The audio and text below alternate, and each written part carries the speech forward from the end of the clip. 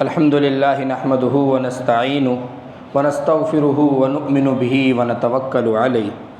ونعوذ باللہ من شرور انفسنا ومن سیئات اعمالنا من يهده الله فلا مضل له ومن يضلل فلا هادي له ونشهد ان لا اله الا الله وحده لا شريك له ونشهد ان محمدا عبده ورسوله قال الله تبارك وتعالى في القرآن المجيد اعوذ باللہ من الشیطان الرجیم بسم اللہ الرحمن الرحیم وَأَسِرُّوا قَوْلَكُمْ أَوِ اجْهَرُوا بِهِ إِنَّهُ عَلِيمٌ بِذَاتِ الصُّدُورِ أَلَا يَعْلَمُ مَنْ خَلَقَ وَهُوَ اللَّطِيفُ الْخَبِيرُ هُوَ الَّذِي جَعَلَ لَكُمُ الْأَرْضَ ذَلُولًا فَامْشُوا فِي مَنَاكِبِهَا وَكُلُوا مِنْ رِزْقِهِ وَإِلَيْهِ النُّشُورُ أَأَمِنْتُمْ مَنْ فِي السَّمَاءِ أَنْ يَخْسِفَ بِكُمُ الْأَرْضَ فَإِذَا هِيَ تَمُورُ أَمْ أَمِنْتُمْ مَنْ فِي السَّمَاءِ أَنْ يُرْسِلَ عَلَيْكُمْ حَاصِبًا فَسَتَعْلَمُونَ كَيْفَ نَذِيرِ صدق اللہ العظیم۔ معزز مصلیان کرام، سامعین اعظام، بزرگ حضرات، ہماری جو آج کی تفسیر ہے وہ سورہ ملک ہے، اور جیسا کہ آپ حضرات کو معلوم بھی ہے کہ تقریباً 10-12 آیات کی تفسیر گزشتہ ہفتے زیر بحث تھی، جس میں اللہ تبارک و تعالی نے بہت سارے مضامین کو بیان کرتے ہوئے آخر میں نتیجتاً صرف ایک مضمون کو باقی رکھا، اور وہ مضمون تھا اللہ تبارک و تعالی کی وحدانیت اور اللہ تبارک و تعالی کی عظمت، نبی کریم صلی اللہ علیہ وسلم کے سچا نبی ہونے کی دلیل، اور کلام اللہ شریف کے اللہ کی کتاب ہونے کی دلیل وغیرہ وغیرہ۔ اس صورت میں اللہ تبارک و تعالی نے پہلی ہی آیت میں جو 4 باتیں بیان کی تھی، جو 4 دعوے کیے گئے تھے کہ اللہ تبارک و تعالی زندہ بھی ہیں، موجود بھی ہیں، حی لا یموت بھی ہیں، اسی طریقے سے اللہ تبارک و تعالی کی ذات بلند و بالا بھی ہے، اور اس کے ہاتھ میں زمین و آسمان کی بادشاہت بھی ہے، اور اس کا ہر چیز پر بس چلتا ہے، ہر چیز پر اس کی حکومت ہے، ہر چیز اس کے قبضے میں ہے، ہر چیز اس کے زیر تسلط ہے، ہر چیز اس کے کنٹرول میں ہے۔ اسی مضمون کو آگے بڑھاتے ہوئے اللہ تبارک و تعالی نے بہت سارے دلائل ایسے دیے کہ جن میں غور کر کے ایک موٹے سے دماغ والا انسان بھی اللہ تبارک و تعالی کی وحدانیت کو قبول کر سکتا ہے، مان سکتا ہے، جان سکتا ہے۔ تو اسی سلسلے میں کچھ آیات تھیں جو درمیان میں رہ گئی تھیں، ان میں اللہ تبارک و تعالی نے اسی طرح کے مضمون کو ذکر کرتے ہوئے، بہت ساری قدرت کی نشانیوں کو ذکر کرتے ہوئے، بہت سارے سوالات کفار سے کیے، اور سب کا نتیجہ یہ ہے کہ ایک دن تم سب کو یہ دنیا چھوڑ کر، جس کو دنیا فانی کہتے ہیں، ایک ایسے معبود حقیقی سے جا کر ملنا ہے کہ جو تمہاری ہر ایک حرکت اور ہر ایک سکون کے بارے میں سوال کرے گا، اور جس کے سامنے نہ کوئی رشوت کام آئے گی، نہ کسی کی سفارش کام آئے گی، اور نہ اس کی طاقت کے سامنے کوئی طاقت کام آئے گی، اور نہ اس کی طاقت کے سامنے کوئی بچانے والا ہوگا۔ اسی طرح کے مضمون کو دوبارہ پھر سے ذکر کیا ہے۔ چنانچہ آیت نمبر 13 ہے کہ وَأَسِرُّوا قَوْلَكُمْ أَوِ اجْهَرُوا بِهِ إِنَّهُ عَلِيمٌ بِذَاتِ الصُّدُورِ، اور اپنی باتوں کو زور سے کہو یا آہستہ، اسروا آرام سے کہو، قولکم اپنی باتوں کو، أَوِ اجْهَرُوا جہر بولتے ہیں اتنی زور سے بولنے کو کہ سامنے والے کو سنائی دے، اور سر بولتے ہیں اتنی آہستہ بولنے کو کہ صرف اور صرف اپنی ذات تک ہی آواز آئے، دوسرے کے کان میں آواز نہ جائے، جیسے ہم کہتے ہیں کہ آمین بالسر، آمین بالجہر، تو اسی سے وہ دونوں لفظ لیے گئے ہیں کہ تم اپنی باتوں کو آہستہ سے کہو یا اپنی باتوں کو زور سے کہو، انہ علیم بذات الصدور، وہ تو دلوں کے احوال سے بھی واقف ہے، تو پھر تمہارے زور سے اور آہستہ سے کہنے کا کوئی مطلب نہیں رہ جاتا۔ اور اس آیت کا خلاصہ یہ ہے کہ جب اللہ تبارک و تعالیٰ نے پوری کائنات کو پیدا کیا تو پیدا کرنا اس بات کا تقاضا کرتا ہے کہ پوری کائنات کا اس کو علم بھی ہو، کیونکہ اگر ہمیں کسی چیز کا علم نہیں ہے تو ہم کوئی چیز بنا ہی نہیں سکتے، کریٹ ہی نہیں کر سکتے۔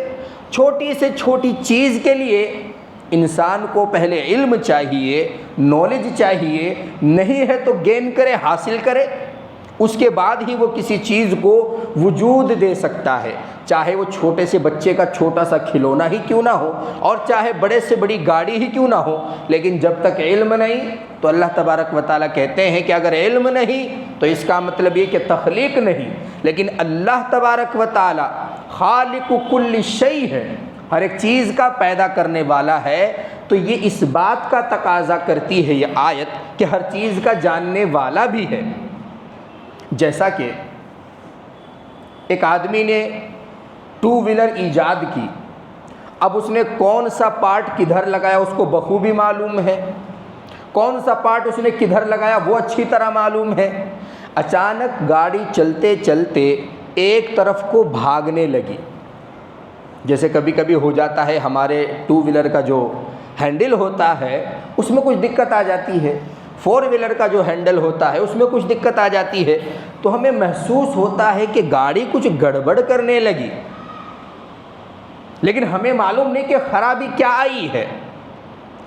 جیسے ہی ہم اس گاڑی کو شو روم میں لے کر جاتے ہیں، کمپنی میں لے کر جاتے ہیں، کیونکہ کمپنی جو ہے یہ وعدہ کر کے رکھتی ہے کہ اگر آپ کی گاڑی 6 مہینے یا سال بھر یا 2 سال کے اندر خراب ہوتی ہے تو کمپنی اس کو درست کر کے دے گی۔ وہ اسی لیے وعدہ کرتی ہے کیونکہ وہ کریٹر ہے، اگرچہ کریٹر حقیقی نہیں، ریئل کریٹر نہیں، لیکن اللہ تبارک و تعالیٰ نے بہرحال ان کو سبب بنایا ہے اور وہ اس کی کریٹر ہے، وہ اس کی رگ رگ سے واقف ہے۔ آپ فوراً جا کے کہیں کہ چلاتے ہوئے مجھے یہ دقت پیش آ رہی ہے، وہ سنتے ہی بتا دیں گے کہ اس میں فلاں خرابی ہے، 1 گھنٹے کے بعد آ کے لے جانا، اس کو ہم درست کر دیں گے۔ تو اسی لیے اللہ تبارک و تعالیٰ جب خالق کل شیء ہے، ہر ایک چیز کا پیدا کرنے والا، تو انسان کے قلب کا بھی خالق، انسان کی آنکھوں کا بھی خالق۔ اسی لیے کلام پاک میں جگہ جگہ جگہ جگہ اللہ تبارک و تعالیٰ نے ارشاد فرمایا علیم بذات الصدور، دلوں کے بھید سے واقف ہے۔ ارے دلوں کے بھید سے کوئی واقف کیسے ہو سکتا ہے؟ ہاں کوئی تو نہیں ہو سکتا، لیکن اللہ تبارک و تعالیٰ ہو سکتے ہیں۔ کیوں؟ اس لیے کہ اللہ تبارک و تعالیٰ ہمارے جو قلوب ہیں ہم سب کے، اس کو کریٹ کرنے والے ہیں، بنانے والے ہیں۔ اب اس میں ذرا سا فالٹ آئے ظاہری طور پر یا باطنی طور پر، اللہ تبارک و تعالیٰ اس کو جاننے والے ہیں۔ اسی لیے آنکھوں کے بارے میں بھی دوسری آیت میں فرمایا یعلم خائنۃ الاعین، وہ آنکھوں کی خیانت کو بھی جانتا ہے، وہ جو ہم دوسرے کو تکلیف دینے کے لیے اشارہ کرتے ہیں یا کسی گندی چیز کی طرف اشارہ کرتے ہیں یا کسی غیر محرم کی طرف اشارہ کرتے ہیں، وہ جان لیتا ہے۔ وما تخفی الصدور، اور جو دلوں میں چھپا رکھی ہیں باتیں ان کو بھی جان لیتا ہے۔ تو اس کے پیچھے یہی سائنس ہے اور یہی لاجک ہے کہ جو انسان ذرا سی بھی چیز کا کوئی کریٹر ہوتا ہے اس کو اس کے ہر ایک چیز کے بارے میں علم ہوتا ہے۔ ابھی ہماری مسجد میں کوئی لائٹ خراب ہو جائے ہمیں سمجھ نہیں آتا، پریشان ہو جاتے ہیں، لیکن جس نے یہ فٹنگ کی ہے اس کو جا کے بتاؤ تو لائٹ یہاں سے خراب ہوئی اور بورڈ وہ والا کھولے گا، کیونکہ اس کو معلوم ہے کہ اصل فالٹ کہاں سے آ سکتا ہے، کیونکہ وہ ہر ایک چیز ہر ایک وائر سے واقف ہے۔ تو اسی لیے اللہ تبارک و تعالیٰ جب ہر ایک کے قلب سے واقف، ہر ایک کی نگاہ سے واقف، ہر ایک کے ارادے سے واقف، ہر ایک کے قدم سے واقف، ہر ایک کے قول سے واقف اور ہر ایک کی بات سے واقف ہے، تو وہ کتنا بڑا جانکار ہوگا۔ اسی بات کو واضح کرتے ہوئے اللہ تبارک و تعالیٰ نے فرمایا علام الغیوب، کہ وہ تو غیب کی باتوں کا بھی جاننے والا ہے۔ آگے اللہ تبارک و تعالیٰ فرماتے ہیں الا یعلم من خلق، اور بھلا جانکار کیوں نہ ہو، جس نے پیدا کیا بھلا وہی نہیں جانے گا۔ الا یعلم من خلق، بھلا کیا نہیں جانے گا وہ جس نے پیدا کیا، کس کو؟ ہر ایک چیز کو، ایوری تھنگ۔ وَهُوَ اللطیف الخبیر، اور وہ بہت باریک بھی ہیں، خبردار ہے۔ ایسا نہیں کہ موٹی موٹی چیزوں کو تو جان گئے، جیسے عام طور پر ہم بھی جب گاڑی خراب ہوتی ہے، پنچر ہو جاتا ہے، یا اسی طریقے سے بریک کا وائر کوئی ٹوٹ جاتا ہے، تو موٹی موٹی چیزوں سے تو ہم بھی واقف ہو جاتے ہیں کہ بھائی دکھ رہا ہے ہوا نکل گئی یا پھر پنچر ہو گیا، چلیے مستری کے یہاں چلتے ہیں، مکینک کے یہاں چلتے ہیں، لیکن اندرونی کوئی خرابی آتی ہے تو ہم نہیں جان سکتے۔ اسی طرح سے اللہ تبارک و تعالیٰ صرف جاننے والے نہیں، باریک بھی ہیں، بہت باریک سی باریک باتوں کو بھی جاننے والے ہیں۔ آگے اللہ تبارک و تعالیٰ اسی مضمون کو کنٹینیو کرتے ہیں اور کہتے ہیں هُوَ الَّذِي جَعَلَ لَكُمُ الْأَرْضَ ذَلُولًا۔ آیت کے شروع میں، بلکہ سورت کے شروع میں یہ بات بتائی گئی تھی کہ اللہ تبارک و تعالیٰ نے مثالیں جو دی ہیں، پہلے زمین کی دی ہیں، پھر آسمان کی دی ہیں، پھر آگے چل کر پھر آسمان کی مثالیں ہیں، پھر اس سے آگے پھر زمین کی مثالیں ہیں، پھر زمین اور آسمان کے درمیان کی مثالیں ہیں۔ اسی طریقے سے کبھی کبھی انسان کی اپنی ذات کے اندر جو دلائل ہیں قدرت کے، ان کے اوپر غور کرنا، چونکہ یہ بھی اللہ تبارک و تعالیٰ کے قرب کا سبب بنتا ہے، تو کبھی کبھی ان پر بھی بحث کی گئی ہے۔ تو یہاں سے آیت نمبر 15 میں شروع کرتے ہیں وہ نعمتیں جو انسان کو اللہ تبارک و تعالیٰ نے عنایت فرما رکھی ہیں۔ اللہ تبارک و تعالیٰ تو وہ ذات ہے جس نے تمہارے لیے زمین کو پست بنا دیا، ذلولا۔ ذلول یہ ذلت سے بنا ہے، اور ذلت کے معنی یہاں پر مناسب نہیں ہے۔ ذلت کے جو اصل معنی آتے ہیں وہ ہے تابع داری، تابع داری۔ زمین کو اللہ تبارک و تعالیٰ نے انسان کے تابع بنا دیا۔ کیسے تابع بنا دیا؟ نہ تو اتنا سخت بنایا کہ انسان اس میں کھیتی ہی نہ کر سکے، کھائے گا کہاں سے، اتنا سخت بھی نہیں بنایا، اور اتنا نرم بھی نہیں بنایا کہ جب پیر رکھے تو نیچے اترتا چلا جائے، بلکہ ایک طرح سے ہارڈ بھی ہے اور ایک طرح سے نرم بھی ہے۔ ابھی اگر ہم ارادہ کریں کہ فلاں جگہ پر بور کرانا ہے تو مشینوں کی مدد سے وہاں پر آسانی سے 2 دن میں بور تیار ہو جاتا ہے، اور اگر ہم چاہیں کہ ہم آسمان سے بلکہ اور اوپر سے اسی طریقے سے چھت پہ کھڑے ہو کر یا اور اوپر سے چھلانگ لگائیں، زمین کے اندر گھس جائیں تو گھس بھی نہیں سکتے،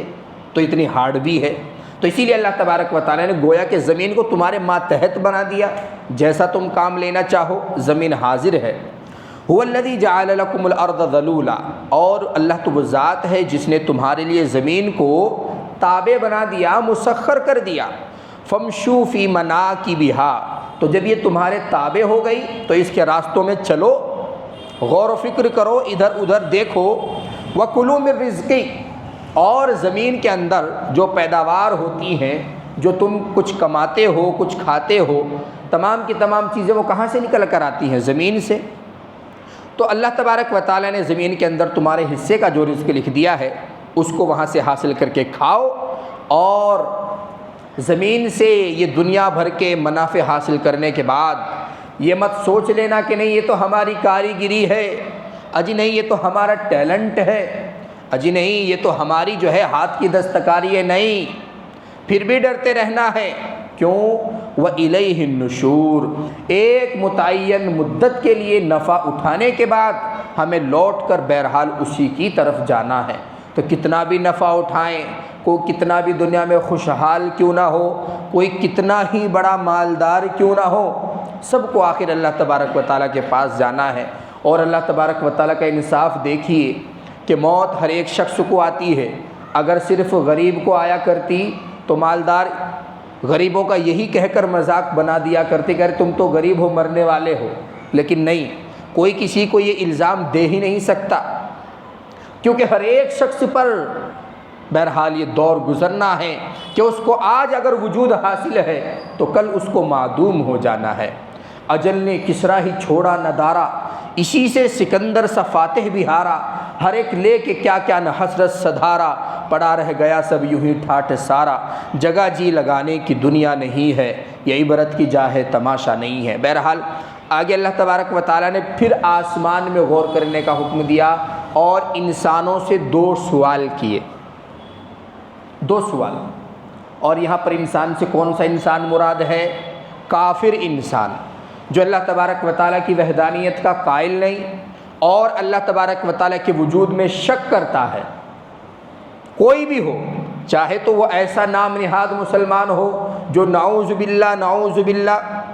دہریت کی طرف مائل ہو، یا پھر وہ پیور جو ہے وہ نان مسلم ہو، اسی طریقے سے یہودی ہو، کوئی بھی ہو،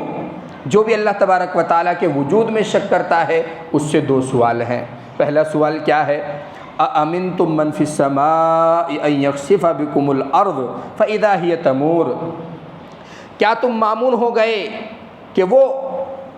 جس کی آسمانوں میں سلطنت ہے تم کو زمین میں دھنسا دے اور پھر وہ زمین اچانک سے ہلنے لگے، وائبریٹ کرنے لگے؟ کیا تم اس سے مامون ہو گئے؟ کیا وہ ایسا کر نہیں سکتا؟ جیسا کہ فرعون کو دھنسایا پانی میں، اسی طرح نمرود کو دھنسایا مٹی میں، زمین میں، اور بھی بہت ساری جو ہیں وہ قومیں ہیں جن کو دھنسا دیا، کسی کو پانی کے عذاب سے دھنسا دیا، کسی کو جو پتھروں کے عذاب سے دھنسا دیا، کسی کو جو ہے وہ مٹی ہی میں دھنسا دیا۔ کیا تم اس بات سے بے خوف ہو کر بیٹھ گئے؟ یعنی کہ یہ تو تم بھی مانتے ہو کہ تم سے پہلی قوموں پر یہ اور یہ اور یہ عذاب آئے ہیں، یہ تو تم بھی مانتے ہو نا، تو پھر جب تم انکار کر رہے ہو تو یہ عذاب تم پر کیوں نہیں آ سکتے؟ فَإِذَا هِيَ تَمُورُ، زمین میں دھسانے کے بعد پھر زمین جو ہے وہ ہلنے لگے۔ تمور کے معنی آتے ہیں ایسے انداز میں ہلنا جس سے بہت ساری چیزیں سیٹ ہو جاتی ہیں۔ جیسے اوپر ہم لینٹر ڈالتے ہیں تو جب لینٹر ڈل رہا ہوتا ہے، آپ نے دیکھا ہوگا ایک وائبریٹ کرنے کی مشین ساتھ ساتھ میں چلا کر رکھتے ہیں، تاکہ اگر کوئی بڑا پتھر ہو یا چھوٹی پتھری ہو اور وہ سیٹ نہ ہونے پائے تو اس وائبریشن سے وہ سیٹ ہو جاتی ہے، تاکہ سیمنٹ کے ریزے پوری جو ہے وہ خلا میں بھر جائیں اور کسی بھی طرح کا پانی جو ہے وہ چھت سے نیچے نہ ٹپکے، چھت میں جو ہے وہ سیلابی نہ آئے، پانی کے اثرات نہ آئیں۔ تو اسی طرح زمین تمہیں اپنے اندر لے کر اور ہلنے لگے اور تم کو مکمل طور پر ہی معدوم کر دے، ختم کر دے۔ کیا تم اس بات سے مامون ہو گئے؟ دوسرا سوال، ام امنتم من فی السماء ان یرسل علیکم حاصبا فستعلمون کیف نذیر، اور کیا تم اس بات سے مامون ہو گئے، بے خوف ہو گئے کہ جو آسمانوں میں حکومت کرتا ہے، زمینوں میں حکومت کرتا ہے، وہ تم پر پتھروں کی برسات کر دے؟ اب یہ مثالیں اس لیے دی جا رہی ہیں کہ جو منکرین خدا تھے، منکرین توحید تھے، منکرین رسالت تھے، منکرین قرآن تھے، ان واقعات کو وہ بھی مانتے تھے، اور جو بستیاں اللہ تبارک و تعالیٰ کے عذاب سے ہلاک ہوئی تھیں ان بستیوں کے پاس سے ان کا بھی گزر ہوتا تھا۔ ام امنتم من فی السماء ان یرسل علیکم حاصبا فستعلمون کیف نذیر، اور اگر تم اس بات کے انتظار میں ہو، اگر تم اس بات کے انتظار میں ہو کہ نہیں ایسا ہمارے ساتھ نہیں ہو سکتا، تو اگر خدا نخواستہ ہو گیا تو تم جان لو گے کہ اللہ تبارک و تعالیٰ کا ڈرانا کیسا تھا۔ وَلَقَدْ كَذَّبَ الَّذِينَ مِن قَبْلِهِمْ فَكَيْفَ كَانَ نَكِيرٌ، اور اگر انہیں اپنے اوپر عذاب میں تاخیر کی وجہ سے یہ ڈاؤٹ پیدا ہو رہا ہے کہ نہیں ہمارے اوپر تو عذاب نہیں آ سکتا، تو ذرا غور کرو، ان لوگوں نے بھی تو تکذیب کی تھی جو ان سے پہلے تھے۔ فَكَيْفَ كَانَ نَكِيرٌ، تو میری پکڑ کیسی رہی تھی، کیسا تھا میرا ان کو عذاب پہنچانا، اور کیسا تھا میرا ان کے اوپر ایک دم سے تسلط، کیا تمہیں نہیں معلوم؟ وَلَقَدْ كَذَّبَ الَّذِينَ مِن قَبْلِهِمْ فَكَيْفَ كَانَ نَكِيرٌ۔ اب آگے اللہ تبارک و تعالیٰ ایسی مثال بیان فرماتے ہیں جو زمین اور آسمان کے درمیانی چیزوں میں غور کر کے معلوم ہوتی ہے، اور وہ کیا ہے؟ اَوَلَمْ يَرَوْا إِلَى الطَّيْرِ فَوْقَهُمْ صَافَّاتٍ وَيَقْبِضْنَ، کیا یہ لوگ پرندوں کو نہیں دیکھتے جو ان کے سروں کے اوپر گھومتے ہیں؟ صافات، پروں کو پھیلائے ہوئے ہوتے ہیں، وَيَقْبِضْنَ، اور ان کے من میں آتا ہے تو پروں کو کبھی کبھی سمیٹ بھی لیتے ہیں۔ آپ دیکھنا یہ جو پرندے ہیں، خاص طور سے جیسے کوا ہے، کوا تو اور بھی نیچے اڑتا ہے، اسی طرح گدھ ہے، چیل ہے، بہت اوپر آسمان میں چلی جاتی ہے، فضاؤں میں بہت اوپر اس کا من کرتا ہے تو بہت اوپر چلی جاتی ہے، وہاں اوپر جانے کے بعد پروں کو پھیلائے رکھتی ہے، ہلاتی نہیں، اور ادھر ہی ادھر چکر لگاتی رہتی ہے، اور پھر جب اس کو مستی سوجھتی ہے تو پروں کو سکیڑ لیتی ہے لیکن دھڑام سے نیچے نہیں گرتی، نیچے کو آنے کو ہوتی ہے پھر سے پر پھیلا لیتی ہے۔ تو انہی کو اللہ تبارک و تعالیٰ نے کہا کہ اپنے پروں کو پھیلا لیتے ہیں، اپنے پروں کو سمیٹ لیتے ہیں، ما یمسکہن الا الرحمن۔ تو اگر آپ عقل دوڑائیں تب تو اس بات کا تقاضا ہے کہ وہ فوراً آسمان سے زمین پر آ کر گریں، لیکن وہ نہیں گرتے، ان کو رحمان کے سوا کوئی اور تھامے ہوئے نہیں ہیں۔ انہ بکل شیء بصیر، اور وہ ہر چیز کو دیکھ رہا ہے، تمہاری حرکتوں کو بھی دیکھ رہا ہے اور اپنے قدرتوں کو بھی دیکھ رہا ہے، ان سے بھی واقف ہے۔ امن ھذا الذی ھوا جند لکم ینصرکم من دون الرحمن ان الکافرون الا فی غرور۔ اب آگے ایک الزامی ان سے سوال بھی ہے اور ان پر تنبیہ بھی ہے، بھلا بتائیے تو صحیح کہ کون ہے جو تمہاری مدد کرے، کون ہے تمہاری فوج جو آ کر تمہیں بچائے اللہ تبارک و تعالیٰ کے سوا۔ اگر کوئی تم پر ظلم کرنے لگے یا اللہ تبارک و تعالیٰ کا عذاب آنے لگے تو تمہیں کون بچائے گا؟ ان الکافرون الا فی غرور، انکار کرنے والے تو کھلی ہوئی گمراہی میں ہیں، دھوکے میں پڑے ہوئے ہیں۔ پھر آگے ایک اور دلیل اللہ تبارک و تعالیٰ اپنی قدرت کی بیان فرماتے ہیں، امن ھذا الذی یرزقکم ان امسک رزقا بل لجوا فی عتو و نفور۔ بھلا بتائیے تو صحیح کہ وہ کون ذات ہے جو تم کو رزق دیتا ہے، اگر وہ اپنے رزق کو روک لے تب تمہارا کیا ہوگا؟ کون تمہارا پرسان حال ہوگا؟ اور کون تم کو جو ہے وہ گھی لگی ہوئی روٹی اور جو ہے فرائیڈ رائس اور اسی طریقے سے تمہاری من پسندیدہ چیزیں تمہیں لا کر دے گا؟ کون ہے؟ بل لجوا فی عتو و نفور۔ اب ان تمام دلائل کو مد نظر رکھتے ہوئے ہدایت کے راستے پر آنے کے بجائے کیا کر رہے ہیں؟ سرکشی میں اور نفرت میں جمے ہوئے ہیں، اور جم گئے نفرت میں، سرکشی میں۔ یہ سرکشی اتنا برا مرض ہے، یہ خاص کافروں میں ہی نہیں ہوتا، یہاں پر تو جو ذکر ہے وہ کافروں کا ہے، لیکن سرکشی اگر کسی شخص کے اندر ہوتی ہے، اناد جس کو بولتے ہیں، ہٹ دھرمی جس کو بولتے ہیں، یہ ہٹ دھرمی اتنی بری چیز ہے کہ اگر کسی عورت میں ہو تو اس کو طلاق کی نوبت آ جاتی ہے، اسی طرح کسی بیٹے میں ہو اس کو باپ گھر سے نکال دیتا ہے، کسی باپ میں ہو اللہ تبارک و تعالیٰ اولاد سے اس کو بے عزت کرا دیتے ہیں، کسی بیٹی میں ہو اللہ تبارک و تعالیٰ اس کو ذلیل کر دیتے ہیں۔ جس میں بھی یہ سرکشی ہوگی یہ اللہ تبارک و تعالیٰ کو قطعاً پسند نہیں، کیونکہ یہ شیطانی وصف ہے۔ شیطان نے سب سے پہلے اناد کیا تھا، اللہ تبارک و تعالیٰ نے فرمایا اسجدوا لآدم، آدم کو سجدہ کرو، فسجدوا الا ابلیس، ابلیس کے علاوہ تمام نے سجدہ کر لیا تھا، اس نے انکار کیا، ابا واستکبر، انکار کر کے تکبر کیا، اسی کو اناد بولتے ہیں۔ تو اناد اور ہٹ دھرمی کسی بھی چیز پر ہو، اتنی بری صفت ہے کہ انسان کو دنیا میں ذلیل کرتی ہے اور آخرت میں اللہ تبارک و تعالیٰ کے عذاب کی مستحق بناتی ہے۔ افمن یمشی مکبا علی وجہہ اہدی امن یمشی سویا علی صراط مستقیم۔ اب آگے ایک اور مثال اللہ تبارک و تعالیٰ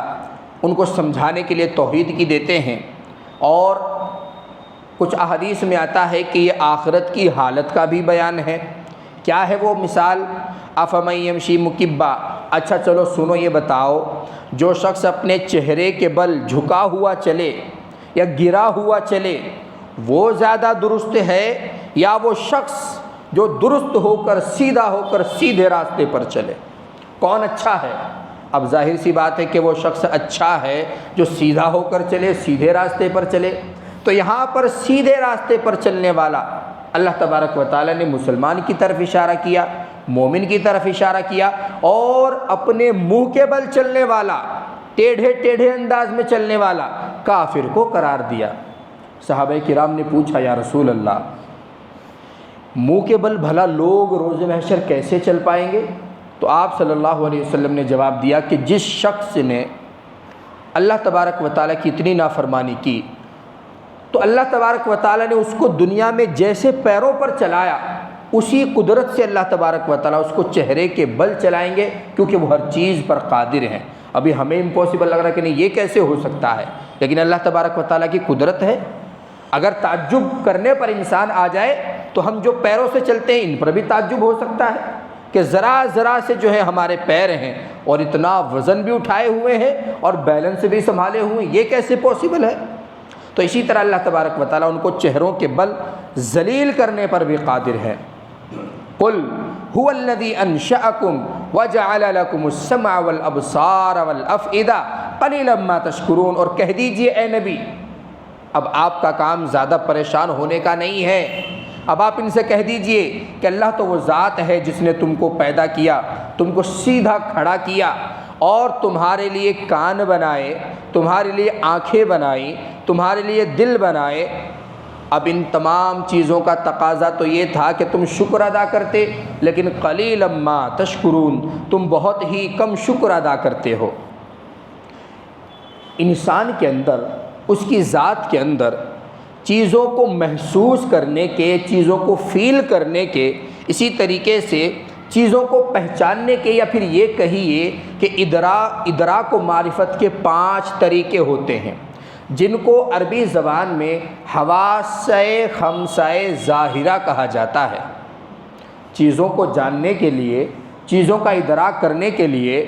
کتنے ذریعے ہیں؟ 5 ذرائع ہیں، اور ان 5 کو حواس خمسہ ظاہرہ کہا جاتا ہے۔ نمبر 1 تو اس میں ہے جو اللہ تبارک و تعالیٰ نے یہاں پر نقل کیا ہے، السمع، کان ہے، اسی طریقے سے والابصار، نگاہ ہے، اسی طریقے سے یہاں پر اللہ تبارک و تعالیٰ نے دل کا ذکر کیا۔ لیکن فلاسفہ کہتے ہیں کہ کسی بھی چیز کی حقیقت کو جاننے کے لیے کبھی ہمیں ذائقہ بھی لینا پڑتا ہے، تو انہوں نے قوت ذوق جو ہوتی ہے، قوت ذائقہ، اس کو ایک حس قرار دیا ہے۔ اسی طریقے سے قوت لامسہ، چھونے کی قوت، اسی طریقے سے قوت شامہ، سونگھنے کی قوت، کیونکہ دنیا میں جتنی بھی چیزیں ہیں یا تو ان کا علم ہمیں سن کر ہوگا، یا تو ان کا علم ہمیں دیکھ کر ہوگا، یا تو ان کا علم ہمیں چکھ کر ہوگا جیسے کھانے ہوتے ہیں، یا پھر ان کا علم ہمیں سونگھ کر ہوگا جیسے پھول وغیرہ کی خوشبو ہوتی ہے، عطر وغیرہ کی خوشبو ہوتی ہے، مشک اور زعفران کی خوشبو وغیرہ ہوتی ہے، اور یا پھر ان کا ادراک ہمیں ٹچ کر کے ہوگا۔ تو یا تو ہوگا سن کر، یا تو ہوگا دیکھ کر، یا تو ہوگا چکھ کر، یا تو ہوگا سونگھ کر، یا پھر ہوگا ان کو ٹچ کر کے۔ تو یہی 5 طریقے ہیں کسی بھی چیز کے ادراک کے لیے۔ تو اللہ تبارک و تعالیٰ نے انہی چیزوں کی طرف اشارہ کر کے فرمایا کہ تمہارے اندر ایسی ایسی صفات اور ایسی ایسی کوالٹی پیدا کی ہے کہ تم دنیا جہان کا علم حاصل کر سکتے ہو۔ اگر کوئی شخص نابینا ہے تو صرف سن کر ہی وہ علم حاصل کر سکتا ہے، دیکھ تو نہیں سکتا۔ اس کو آپ بتاتے رہیے، جو مادرزاد اندھا ہے اس کو آپ بتاتے رہیے کہ بھئی لال، اب ہم آپ کو کیا بتائیں، لال ایک ایسا کلر ہے، کس چیز سے سمجھائیں گے، کس چیز سے تشبیہ دیں گے؟ خون سے تشبیہ دیں گے، اس کو تو خون کا بھی معلوم علم نہیں کہ کیسا ہوتا ہے۔ کس چیز سے تشبیہ دے سکتے ہیں آپ کہیے کہ نہیں وہ جیسا دہلی کے اندر ایک بہت بڑا قلعہ ہے، ایسا ہوتا ہے لال کلر، وہ کہے گا میں نے تو قلعہ بھی نہیں دیکھا، وہ کیسا ہوتا ہے؟ اسی طرح آپ اس کو بلیک سمجھائیے، بلیک کیسا ہوتا ہے، وہ کہے گا بلیک کیا ہوتا ہے؟ تو اگر کسی سے اللہ تبارک و تعالیٰ ایک بھی نعمت چھین لے تو اس کا مطلب یہ کہ اس کے اندر ایک طرح کا نقص آ گیا، اور جو ان 5 خوبیوں کا مالک ہو، جتنا علم وہ حاصل کر سکتا ہے ایک اندھا شخص اتنا علم حاصل نہیں کر سکتا۔ اسی طریقے سے ہمارے کان ہیں، کوئی شخص جو ہے وہ کانوں ہی سے محتاج ہو گیا، اس کو کچھ بھی سنائی نہیں دیتا، تو اب جو ہے وہ صرف دیکھ کر جو ہے وہ نالج لے سکتا ہے، کیونکہ سنائی تو اس کو دیتا نہیں۔ اشارے سے سمجھائیں گے، بہت ممکن ہے کہ وہ اشارے سے سمجھ جائے، لیکن آپ اس کو کچھ کہنا چاہتے ہیں وہ کچھ سمجھ گیا۔ سامنے کچھ لوگ کھڑے ہوئے ہیں، آپس میں مشورہ چل رہا ہے، وہ جا کر کسی کو کہے گا کہ وہاں تو لڑائی ہو رہی ہے۔ اب دیکھیے آپ ایک ایک پوائنٹ پر غور کیجئے۔ اسی طرح سے کسی کو کان نہیں، یا پھر کسی کو آنکھ بھی نہیں، سامنے میں اس کی کوئی چیز رکھی ہوئی ہے، چاقو رکھا ہوا ہے، اسی طریقے سے کوئی پھل رکھا ہوا ہے، اسی طریقے سے کوئی ایسی چیز ہے جو آنکھوں سے تو اس کو پہلے سے نظر نہیں آتا، کانوں سے تو سنائی نہیں دیتا، لیکن ہاتھ سے ٹچ کر کے بتا سکتا ہے ایسے ایسے کر کے کہ یا تو یہ قرآن ہے یا تو کوئی کتاب اور ہے، لیکن یہ کنفرم کر دے گا کہ یہ کتاب ہے۔ تو یہ بھی جو لمس کی طاقت ہے، اللہ تبارک و تعالیٰ نے کتنی عظیم طاقت یہ رکھی ہے۔ اور فلاسفہ کا یہ کہنا ہے، سائنس بھی اس بات کو مانتا ہے اور شریعت بھی اسی بات کی قائل ہے، سب سے زیادہ حس انسان کے انگوٹھے میں ہوتی ہے۔ اسی لیے انگوٹھا جو ہے تمام فنگرز کا جو ہے وہ سردار مانا جاتا ہے، تمام جو ہے انگلیوں کا سردار ہے۔ اسی لیے اگر کسی کا انگوٹھا کٹ جائے تو ہاتھ سے کھانا کھانے میں اس کو بڑی دقت ہوتی ہے، کیونکہ نوالے کو سیٹ کون کرتا ہے؟ انگوٹھا کرتا ہے۔ اسی طریقے سے کسی کی زبان میں ٹیسٹ ختم ہو جائے، تھوک بننا بند ہو جائے،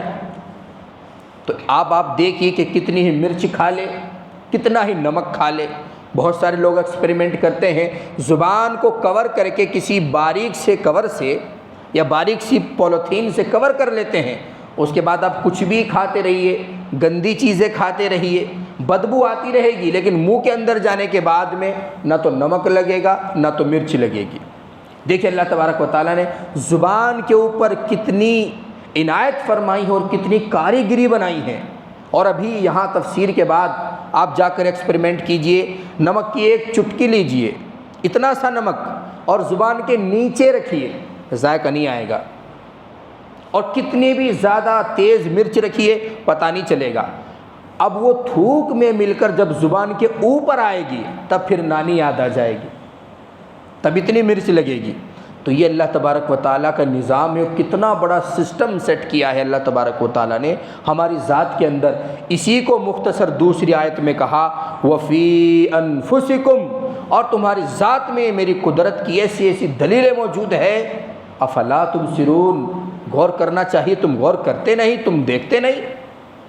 تو بہرحال یہ تھے حواسائے خمسائے ظاہرہ۔ لیکن یہاں پر فلاسفہ میں اور شریعت کے نقطۂ نظر میں ایک اختلاف ہے۔ فلاسفہ کہتے ہیں کہ چیزوں کو محفوظ جو ہے وہ دماغ رکھتا ہے، دل کا اس میں کوئی کام نہیں، لیکن کلام پاک میں اللہ تبارک و تعالیٰ نے اشارہ جو ہے وہ دل کی طرف کیا ہے، سینے کی طرف اشارہ کیا ہے کہ سینے میں چیزیں محفوظ رہتی ہیں۔ بہرحال دونوں ہی چیزیں اور دونوں ہی پارٹس جو ہیں وہ اللہ تبارک و تعالیٰ کی عظیم نعمت ہے۔ اور پھر یہاں پر اللہ تبارک و تعالیٰ کا آپ طرز دیکھیے، سب سے پہلے کان کو ذکر کیا، کیونکہ کان اللہ تبارک و تعالیٰ کی وہ نعمت ہے کہ اگر آنکھ نہ ہو، کان سے سن کر علم حاصل ہو سکتا ہے۔ آپ کسی اندھے کو بتلا دیجئے کہ فلاں جگہ جو ہے حادثہ ہو گیا، جلدی سے چلو، اور اس کا ہاتھ پکڑ کر چلیے، آپ کے پیچھے پیچھے ہو لے گا۔ لیکن اگر کسی کو 1% سنائی نہیں دیتا، صرف دیکھ سکتا ہے، آپ اس کے سامنے کرتے رہیے ایسے ویسے، کیسے اشارہ کریں گے لڑائی جھگڑے کا؟ تو اسی لیے اللہ تبارک و تعالیٰ نے ایسی صفت کو اور ایسی کوالٹی کو مقدم رکھا جو سب سے زیادہ اہم ہے ان 5 صفات میں، اور وہ ہے سماعت۔ اسی طرح بصارت ہے اور قلب ہے۔ تو ان تمام چیزوں کی طرف اللہ تبارک و تعالیٰ نے اشارہ فرماتے ہوئے کہا کہ اللہ تو وہ ذات ہے جس نے تمہارے لیے کان بنائے، بہت ساری چیزیں تم کانوں سے بھی جو ہے وہ سیکھتے ہو۔ اور بہت سارے محدثین ایسے گزرے ہیں جو نابینا تھے، بڑے بڑے محدث، سیاہ ستہ کے مصنفین کے بارے میں سے ایک مصنف کے بارے میں کہا جاتا ہے کہ وہ نابینا تھے، لیکن ایسی کتاب لکھ ڈالی کہ اگر اس کا حوالہ دے دیا جائے تو ہر ایک فرقے کے ہر ایک فرد کی زبان بند ہو جاتی ہے۔ نابینا تھے، لیکن چونکہ اللہ تبارک و تعالیٰ نے کان دیے تھے، استاد جو پڑھاتے تھے سن کر محفوظ کر لیا کرتے تھے، تو اسی لیے اللہ تبارک و تعالیٰ نے خام خواہ میں یہاں پر سماعت کو مقدم نہیں کیا۔ اس میں بڑی حکمتیں ہیں، اور اللہ تبارک و تعالیٰ کی وہ بے پناہ عنایتیں، وہ بے پناہ انعامات جو ان 5 کوالٹیز سے ہمیں سمجھ آتی ہیں، اور پھر ہم ان کو